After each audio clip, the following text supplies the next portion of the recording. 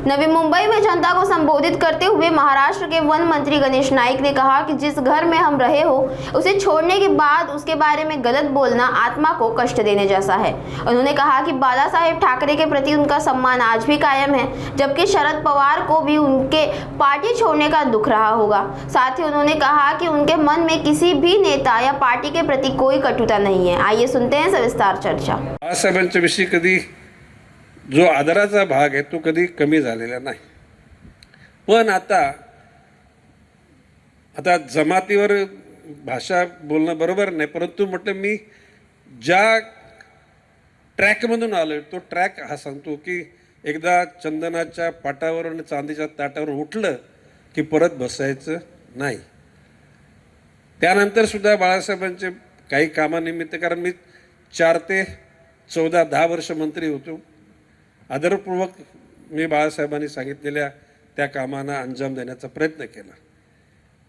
ज्याला बाळासाहेबांचं निधन झालं त्या दिवशी महापौर बंगला मुंबईमध्ये सगळेच, म्हणजे सुषमा स्वराज पण आल्या होत्या, शरद पवार साहेब होते।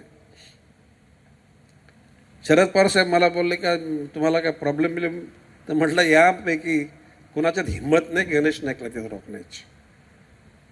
मी पालकमंत्री म्हणून, मंत्री म्हणून गेलो होतो, संजू नाईक खासदार म्हणून, संदीप नाईक आमदार म्हणून आणि सागर नाईक महापौर म्हणून, 4घे जण आम्ही त्या ठिकाणी बाळासाहेबांना आदरांजली व्हायला गेलो होतो। हा क्षण इट इज रेकॉर्डेड आणि सगळ्यांनी बघितलेला आहे। म्हणजे कोण ज्या घरामध्ये आपण होतो ते घर आपण होतो तोपर्यंत चांगलं, आपण गेल्यानंतर ते वाईट, अशा प्रकारची भूमिका मांडणं म्हणजे आपल्या आत्म्याला कुठेतरी आपण क्लेश देण्याची भूमिका तयार करणं। आता त्याच्यानंतर राष्ट्रवादीमध्ये आल्यानंतर 14 वर्ष, आणि मी तुम्हाला सांगतो की शरद पवार साहेबांनी अजूनसुद्धा गणेश नाईक जाण्याचं त्यांना खंत आहे। 4 दिवसापूर्वी साहेबांचा फोन आला होता, काही घटकांना मदत करण्याचा प्रश्न असा की माझी कटुता शिवसेनेतून निघालं, बाळासाहेबांशी नव्हती।